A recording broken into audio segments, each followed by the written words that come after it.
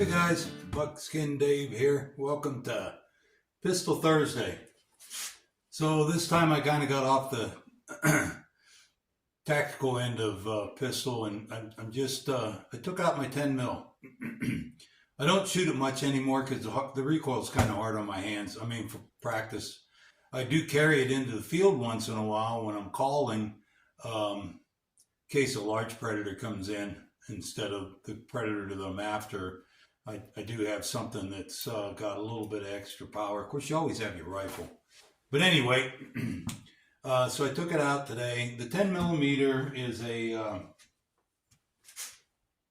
came about in about 1983. It was introduced in the Bren 10 pistol. And it was supposed to be the tactical perfect round. In some form, they might have thought they were going to exceed the 45 auto, and I don't think they did. I do think they came up with a heck of a round, though. I will say that. Anyway, the difference is, okay, the skinnier one in this hand here is a 10 mil, and this is a 45 auto, just to give you an idea. The case length, the 10 mil is a little longer and skinnier. 10 mil is 40 caliber, in case any is wondering. I got mine's a 1911, and it's a Colt Delta, and this one's in stainless. And I haven't shot this pistol much. I used to have one that was an older. They're all 80 series guns. I don't think there's such a thing as a 70s, unless somebody made a custom one. I don't believe they were made when the 70 series was out. So they'd all be 80 series. The one that I had was a blued gun, 80 series, and I ended up having a guy that just was dying to have it and just made me an offer I couldn't refuse. Anyway, I replaced it with this one. I like the 10 millimeter because it's a powerful cartridge. And looking at some of the charge, the gun that I had in the past, I used to use blue dot a lot in it. And back then, with a 180 grain bullet with blue dot, I used to get a little more than this, so I must have worked it up. I used to get about 1200, 1170 or whatever. So that's a pretty good 180 grain bullet.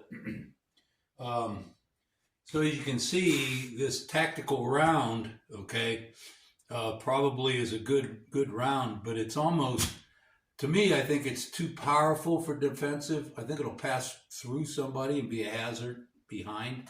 Not to mention, we're going to shoot a little bit, and you're going to see you don't shoot it near as fast. At least I don't, anyway. So it has some drawbacks in that. But as a large animal defensive round, it's a fairly light pistol to carry. And the 1911 holds 9 and 1, so you have 10 pretty good shots, pretty fast shots. So, once you grab a cup of coffee, and let's go out and try some. First thing I want to shoot is some bear loads. These came out by Hunting Shack. They're a hard cast lead bullet, 200 grain, and I believe they're traveling somewhere in the area of 1,000 to 1,100, 1,050, 11. But they definitely are good hard cast bullets and are a penetrating round. So let's go out and shoot for a minute and see how they shoot. Okay, so anyway, I have some of those bear loads from the Hunting Shack bear loads. I got some of them in here. Let's see how accurate they are. If I remember correctly, they're pretty accurate, but I haven't used them in a while. So let's see how they go.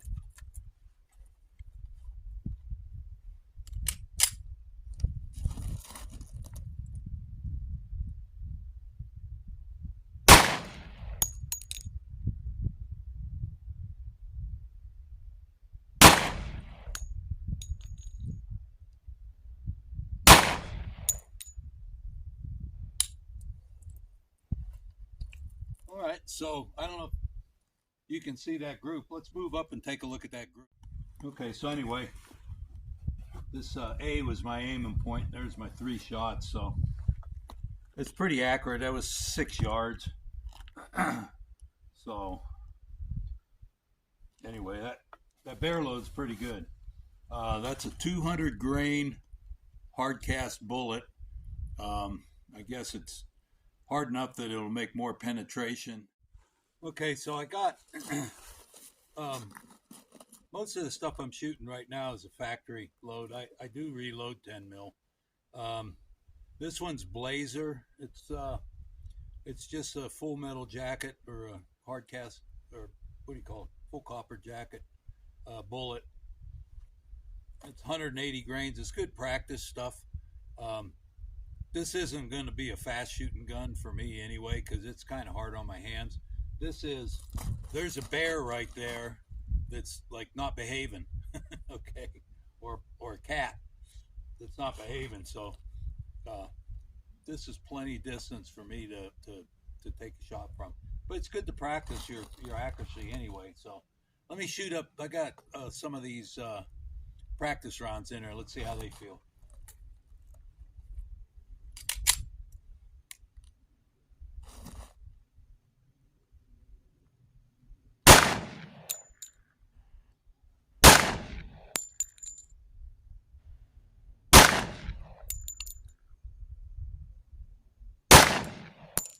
Wow, had a flyer on that one.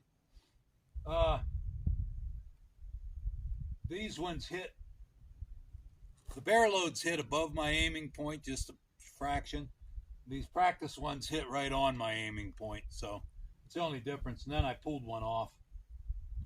So I usually load these, but every once in a while I'll buy some of these Blazers. These are 180 grain full metal jacket. They're a great practice ammo, and they're a little expensive. They're 28 bucks for 50. But you can load that 10. Some of the bullet weights that you can load it down to 165 grain according to this book. This is the Lyman. That's the 50th edition Lyman. 175, 200 grain jacketed hollow points. And then they have, these are 175s, the lead casts. And I have some 180 lead casts that I've loaded before in the past. They shoot pretty nice with that blue dot. I haven't loaded any in a long time. I've never loaded them for this one. I've shot just some ones that are store-bought. But 1,200 grain, if you can get 11 to 1,200 feet per second out of a 200 grain bullet, I'd say that's a pretty good large animal stopping power to it. So now, then you got to remember the 180 grain 45 autos are running pretty close to that too. So I'm wondering what the difference is as far as stopping power of a large animal. Again, I'm talking large animal. This is the 10 millimeter, in my opinion, is a little bit too big.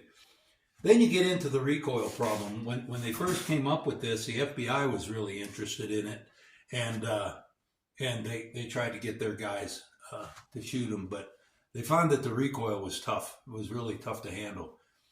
The power of the gun, it was great, you know, and all that, and had plenty of knockdown power, I guess, but it was hard to handle. And then therein came the 40 Smith & Wesson out of this. They chopped it down a little bit and made a 10 millimeter shorty, I guess, and that has become a pretty popular round. But that's where it started, and it went down into that. So I'm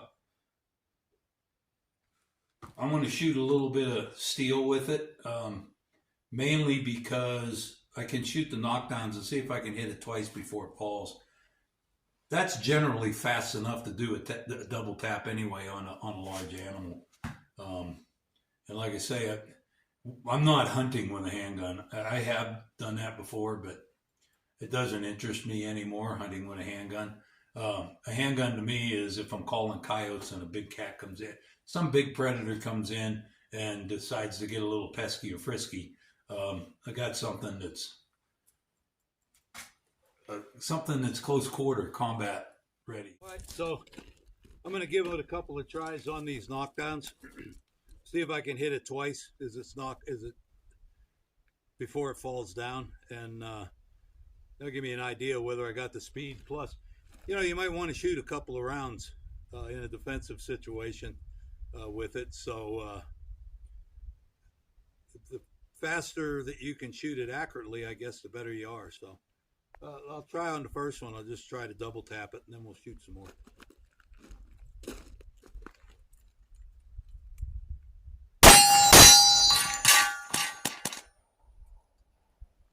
Well, I don't know how that worked out. Let's try it again. Okay. Not fast enough. Got it twice that time. All right, I'm just going to shoot some more steel.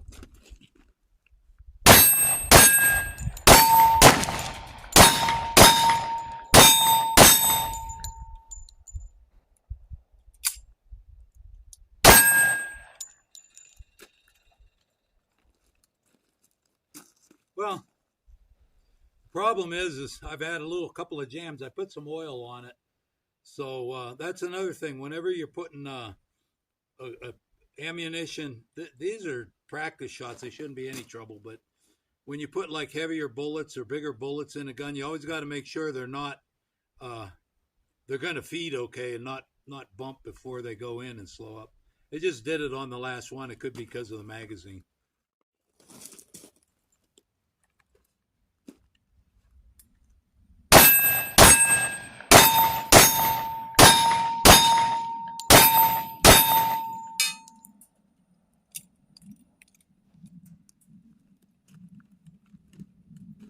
Now the last round, it's got to be the magazine because it's the last round. I got another magazine I want to try. So I was having a little bit of trouble. Where is that magazine? This magazine on the last round, and you could see where you could actually see what's wrong with it. On the last round, it would either stovepipe or it wouldn't load the last round. All you had to do was rack it and it would load it. But you could see where this one's a little bit of... This one here, I shot it all the way down. This one works fine. Some of these magazines are from when I had the gun before. The other 10 millimeter that I had, the older one. And I shot a lot of rounds with it. And I really did like that gun a lot. And I did carry it. I did some modification on it that a lot of people do to 1911s, which made it a lot easier to shoot than this one. This is out of the factory spec. But anyway, all I did was change magazines. The magazines that came with this, they're new magazines. This is a new gun. They work fine. It's a good idea to check stuff before you depend on it. Okay, stuff like that. Like, probably never have any problem. I've never had a problem with a bear or lion or any kind of wild animal coming after me. But if you do, you want to be prepared for that. Just like you want to be prepared for a bad guy coming after you too. So these are some of those bear loads, which are a little bit heavier. I'll probably have to shoot them a little slower. But they're in a different magazine. So let's see if this magazine makes a difference.